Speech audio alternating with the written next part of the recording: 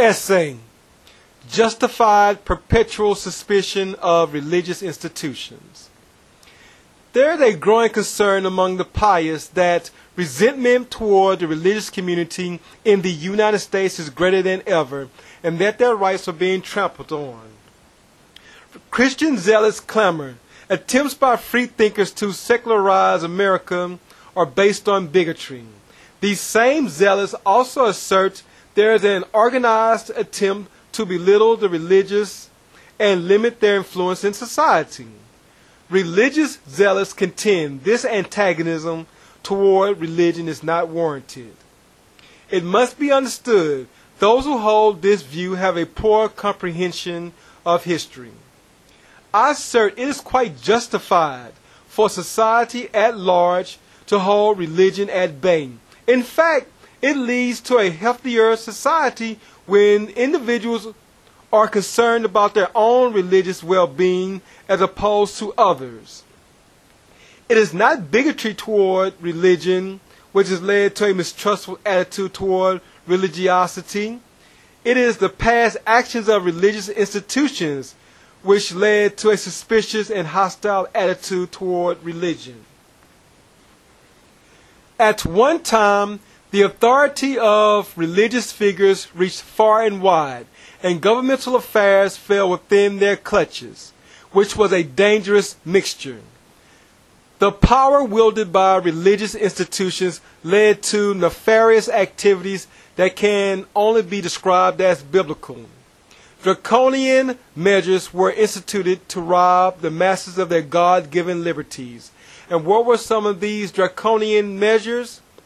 Let us take a brief trip down history's memory lane so it can be better understood why religion should always be viewed with suspicion as well as its leaders.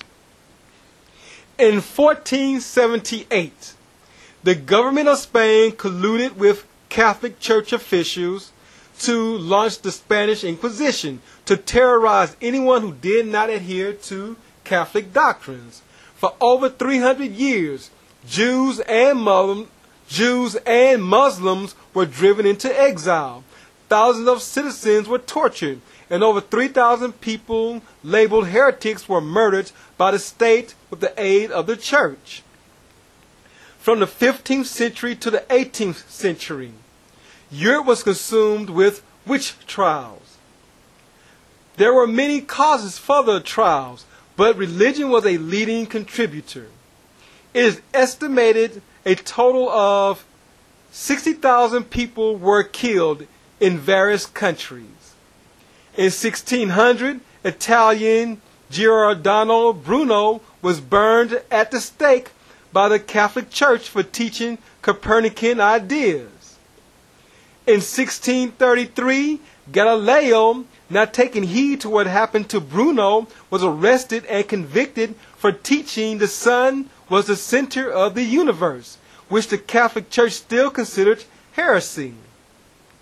In the 1660s, Puritans in colonial America executed Quakers for rejecting Puritan doctrines. Now, there are some who are probably saying those actions were committed a long time ago and are no longer indicative of modern day Christians. Well, let us move to the modern era and stick to the actions of Christian elites in the United States. In 1873, the United States Congress passed the Comstock Laws, named after Anthony Comstock, a Christian fanatic who believed he had a moral duty to enforce his Christian views. The Comstock Laws criminalized the sale or distribution of materials that could be used for contraception and stopped the trade of obscene literature and immoral articles. The law also made it illegal to send such materials through the federal postal system. This inane law would claim many victims, including Ida Craddock. Craddock wrote The Wedding Night, which described in detail what a man and woman were supposed to do on their wedding night. In violation of the Comstock laws, she was given 5 years in prison.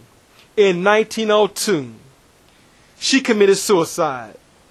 Keep in mind, her crime was simply writing about sex, which was seen as obscene by the religious community. In 1916, Roy Turcaso, an atheist, was appointed as notary public in Maryland. But because he refused to declare his belief in God, his appointment was revoked. Connecticut had a law in which it was a crime for doctors to distribute contraception to married couples. Many in the religious community believe the purpose of sex in everybody's marriage is to produce children. In 1964, in defiance of Connecticut's absurd law, Estelle Griswold opened a birth control clinic and was arrested.